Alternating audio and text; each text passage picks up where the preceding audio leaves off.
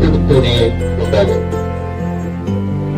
దేవునికి మన యొక్క విన్నపాలు చేరేంత వరకు కూడా ఆయనకి మన యొక్క విన్నపాలు తెలియజేస్తూనే ఉండాలి.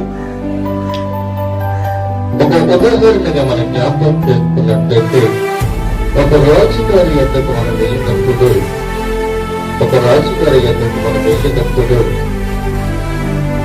ఆ రాజుగారి యొద్దకు మనం వెళ్ళి మన యొక్క మనవిని ఆ రాజుగారికి తెలియపరుస్తున్నప్పుడు అతడు అంగీకరించకపోవచ్చు.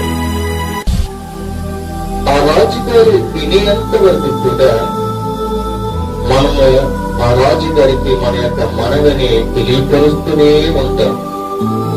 ఆ రాజుగారి ఇసుకొచ్చి దాక్కుతాడు ఒకసారి. ఎందుకని ప్రతి రోజు నన్ను విసిగించడానికి ఈమె వస్తుంది ఏమిటి, దాన్ని శోధించడానికి ప్రతి రోజు వస్తుంది ఏమిటి అని ఆ రాజుగారు విసిగిపోయి కూడా ఒకసారి దాక్కోవచ్చు. విసిగిపోయేంత వరకు కూడా మనం తిరుగుతూనే ఉంటాం. మన బాధలు తీరేంత వరకు కూడా ఆ రాజుగారి యొద్దకు వెళుతూనే ఉంటాం. అలాగే మన సమస్య తీరేంత వరకు, మన బాధలు తీరేంత వరకు, మన కష్టాలు తీరేంత వరకు, ఇబ్బందులు ఇరుకులు తీరేంత వరకు కూడా ప్రభువైన దేవుని యొద్దకు మనము ప్రతి రోజు కూడా మన యొక్క బాధలను ఆయన తెలియపరుస్తూనే ఉండాలి.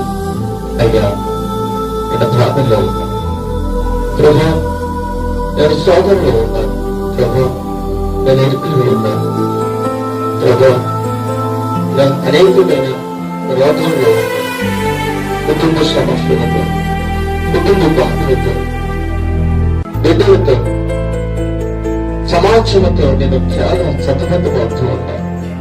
నా విన్నపాన్ని మీరు ఆలపించి, నా విన్నపాన్ని మీరు ఆలపించిన సమాధానమే ఇవ్వండి ప్రభు అని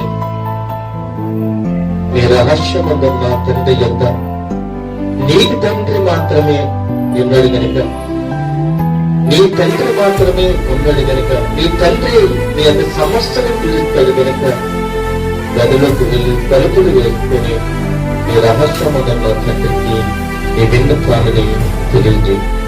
ప్రభువు నీ పక్షాన్ని, నీ మనవులని విని ఆయన నీకు సమాధానంగా కలుగజేస్తాడని తెలియపరుస్తున్న మాటలు ముగిస్తున్నాను. మాట దేవుడు ఇచ్చిన గాక. ఆమేన్.